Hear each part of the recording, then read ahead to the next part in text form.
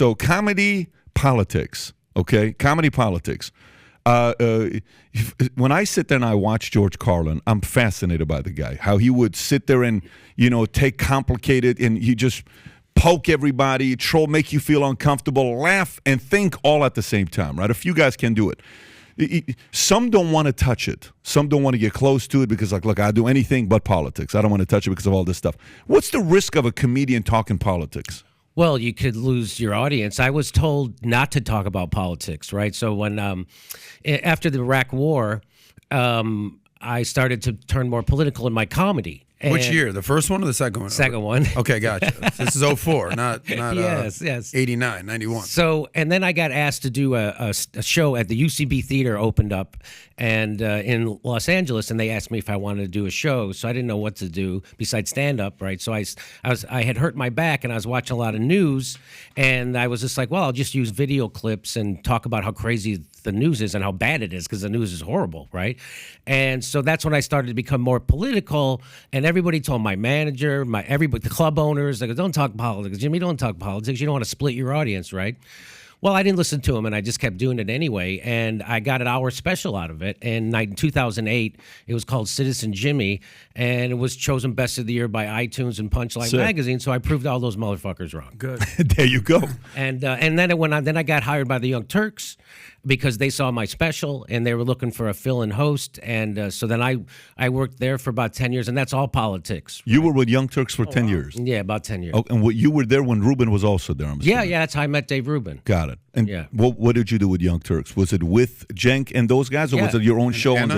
No, I was always on the main show a lot, and except after Trump got elected, they stopped having me on, and because they all became, Trump deranged, and I kept telling them, you can't have 4 Hillary voters on a news panel and call yourself an alternative news show. You're not alternative to anything. You're MSNBC, and so anyway, so I had my own show, but they put it behind a paywall.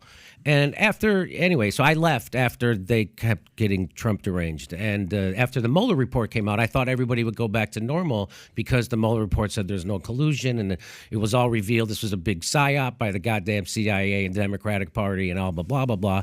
And they didn't. They didn't stop. And they just jumped on another horse and kept going. And I was just like, I got to get out of here.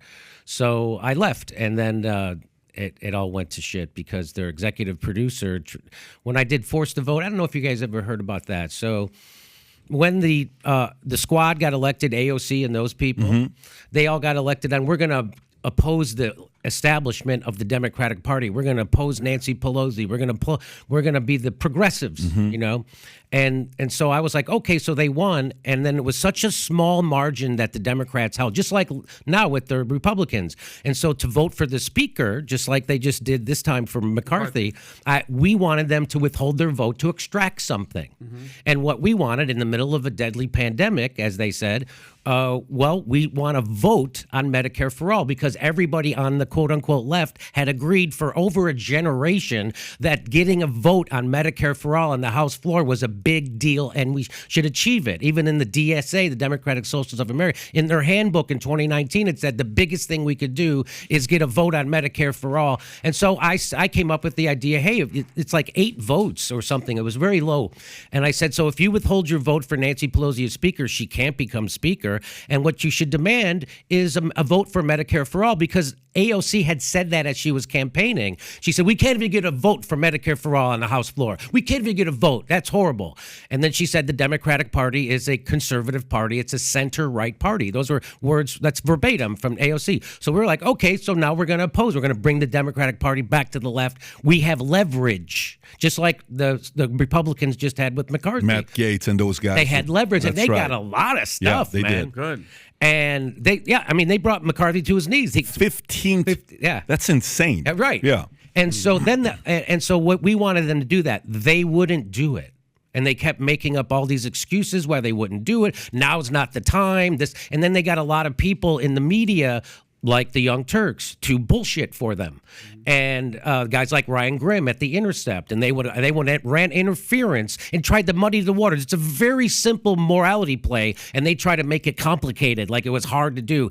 And so we were vindicated because Matt Gaetz and the right wing just did the exact same thing to McCarthy, and people were lying, by the way. So when I said they should do that, they would go, "No, if we do that, Kevin McCarthy will become Speaker," which is a lie. That can't happen. And Kevin McCarthy couldn't become Speaker when the Republicans had the goddamn House. So that was a big deal. That was forced to vote. And I've been vindicated. I mean, the people who supported it, lots of people supported it. It wasn't just me. It was guys like Cornel West, guys like Chris Hedges, Bernie Sanders, former press secretary, Brianna Joy Gray, Medea Benjamin. There's Marianne Williamson. There's a lot of people that were on board for this. And I would say about half the people who were Bernie Sanders supporters, maybe all of them. They didn't do it. They got exposed, and now they're just go-along play-alongs, and there's no reason to vote for Democrats at all. Today. You believe that? Yes. I tell people that if you have any morality, you will not vote for one of these two pro-war, anti-worker parties. You will vote for a third party. And people say, well, Jimmy, if you do, third parties are not viable. So what they're really saying is you can't vote for a third party until a lot of people are already voting for a third party. Well, how do you get started? You have to start voting for a third party. And so we got to stop donating to them. We have to there's only one party in America with very, very little differences. You know that, right? Your point is what? With the people who are behind it, with the money that they're given, so they have to kind of please the same people. And how years ago, Obama and Clinton's, were bought by Wall Street, and then on the right, is that kind of okay? Yeah, you got it. So if you like this clip and you want to watch another one, click right here. And if you want to watch the entire podcast, click right here.